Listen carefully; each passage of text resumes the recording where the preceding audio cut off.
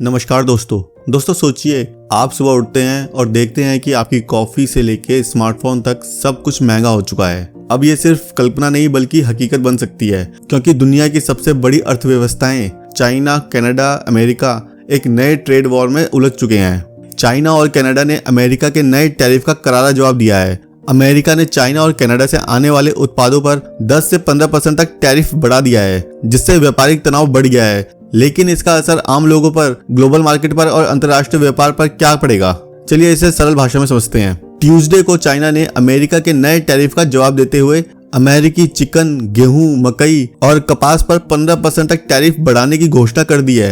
यही नहीं, चीन ने सोयाबीन, सुअर का मांस, बीफ, सी फूड और डेयरी उत्पादों पर भी 10% तक टैरिफ बढ़ा दिया है। ये कदम तब उठाया गया है जब अमेरिका ने चाइना उत्पादों पर 10% का नया टैरिफ लगाया है। चाइना यही नहीं रुका, उसने अमेरिका की 25 कंपनियों पर एक्सपोर्ट्स और इन्वेस्टमेंट से जुड़ी पाबंदियां लगा दी हैं, जिसमें 10 कंपनियां ताइवान को हथियार बेचने के कारण निशाने पर आई। इस बीच कनाडा भी इस ट्रेड वॉर में कूद पड़ा है। प्रधानमंत्री जस्टिन ट्रूडो ने घोषणा की है कि अमेरिका द्वारा कनाडा और मैक्सिको पर लगाए गए टैरिफ का जवाब देते हुए कनाडा भी 25% का टैरिफ लगाएगा। पहले चरण में कैनेडियन $30 अरब मूल्य के अमेरिकी उत्पादों पर शुल्क लगाया जाएगा, और अगर अमेरिका पीछे नहीं हटा तो 3 हफ्ते बाद कैनेडियन $125 अरब के अमेरिकी उत्पादों पर भी यही टैरिफ लागू होगा, जिसमें स्टील, एल्यूमिनियम और कारें शामिल होंगी।